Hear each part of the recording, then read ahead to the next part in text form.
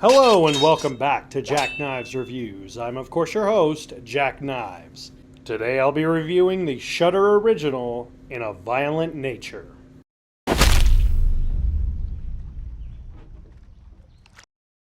An undead killer named Johnny is resurrected when his locket is stolen from a collapsed fire tower in the woods. Johnny is now on a non-stop killing spree mission to get back the locket, taking anyone and everyone in his way. Say, have you ever wanted to be a camera operator on a Friday the 13th movie, or any generic slasher film, except cutting away from any of the fun party scenes and just focus on the killer and how he gets from point A to point B? No? Well, that's because you probably have some brain cells. But that is what this movie is, and unfortunately, not much else. When I first saw teasers of this, I kind of didn't know what to expect of it. I've never seen a concept of that because I don't think that's a kind of movie that could sustain a long period of time. And I was right. About the 10-minute mark or 20-minute mark, you realize, oh my god, that's all this movie is. It's just walking and killing. That's it. It's just from a third-party perspective the entire way, almost completely until the last 10 minutes, and the rest of the time it's just walking and walking with no tension, no sound other than nature. I guess that's part of the name of the title, In a Violent Nature, because he's violent in nature?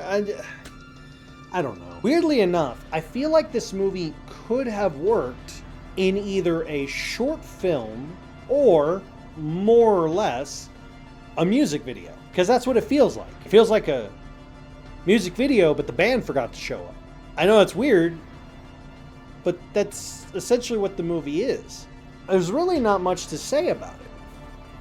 There's one kill, known as the yoga kill, that is probably one of the most creative kills I've ever seen in a slasher film. But it's also wasted because it's in this movie, I guess. Because I don't really care about anyone or anything in this film.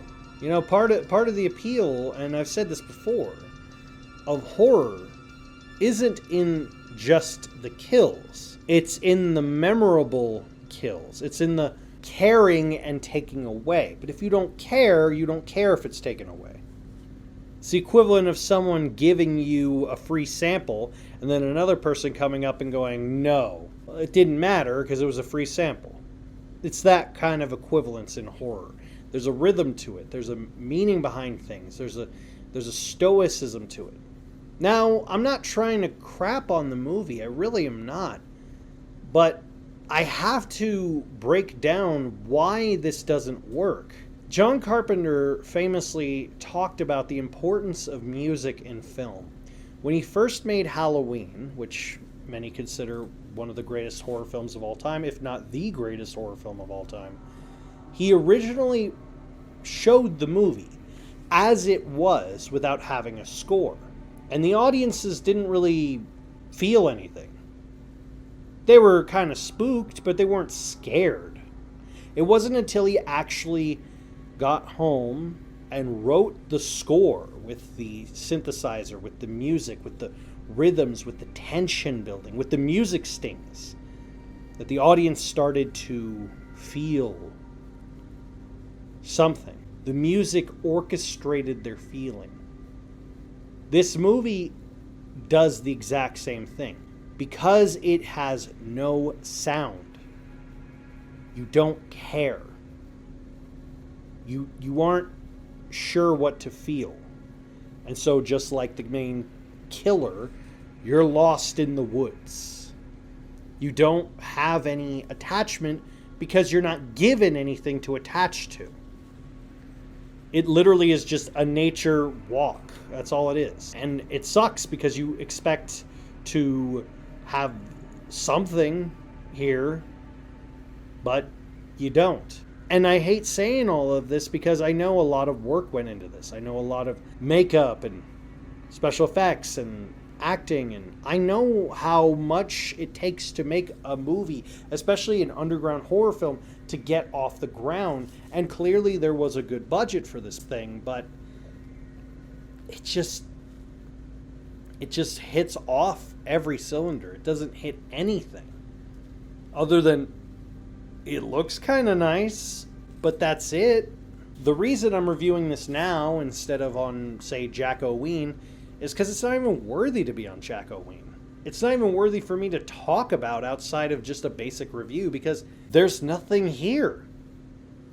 I wouldn't even call this cotton candy storytelling because cotton candy is at least tasty. There's nothing here. It's just killer in woods, killer kills people, the end. At least Jason, I gave a shit. Hell, even in the Hatchet series I cared. Sort of. Well, okay, maybe in the first two, but that's about it. But I at least cared enough to get attached to something. But here, I don't even have an attachment. I'm not even allowed to attach myself to something. What am I going to care about? The tree?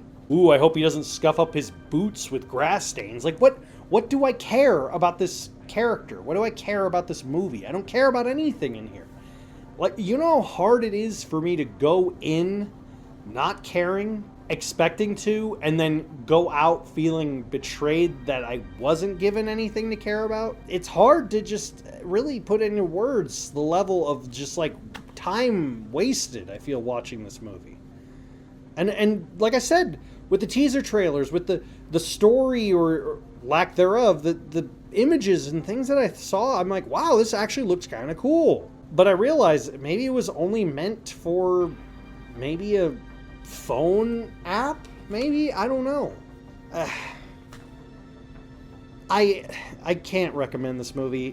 It's a waste of time. It is a waste of celluloid, and I feel bad for everyone involved because I know so much went into it, but it was so much effort for so little payoff, unfortunately. I give In a Violent Nature 1 out of 5. Have you seen In a Violent Nature? Let me know in the comments down below. As always, I'll see you next time.